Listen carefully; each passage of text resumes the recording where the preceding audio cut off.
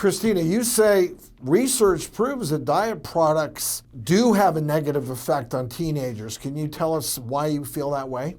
We've had studies from Harvard showing that if teenagers are using these diet supplements, they're 4 times more likely to end up with eating disorders. We have the experience of yourselves or Dr. Ish when he has patients walking in there about what's happening out there. And so we could continue to listen to Dan, who's paid to stand up for this industry, who is going to worry about their bottom line, or we could look at the reality that's in front of us and start to take action out there in a sensible way. All right, Cristina, under the bill that you're proposing, what would happen if a given business was fined to sell diet products to a minor with this bill? Simple, just like with tobacco and alcohol, they would be fined if they are found to be selling this stuff to minors out there. And Dan, why do you believe this is a flawed approach?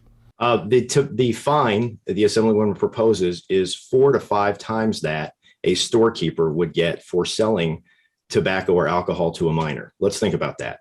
A storekeeper sold a bottle of vitamins to someone under 18, and they're going to be fined in the same way you would if you sold them cigarettes or alcohol. Again, that seems to be overreached. It's way too far afield when you're talking about, again, mom and pop brick and mortar retailers who have been hurt enough in the pandemic. Now they possibly face fines that, again, are in excess of anything that folks saw who would illegally sell cigarettes, illegally sell alcohol to minors. I'm curious to hear from Dan and Cristina what they think would be a logical, reasonable next step to move at least towards acknowledging and addressing the issue. I would say that the legislation I have is a logical next step out there. It follows bottles around tobacco, and we've seen the use of tobacco go down amongst children out there. And so we have the next step. We've been working on it for multiple years now, and it's time that California leads, and it leads for the nation. And Dan, when you say work with the industry, what do you see as a logical next step for your side of the issue?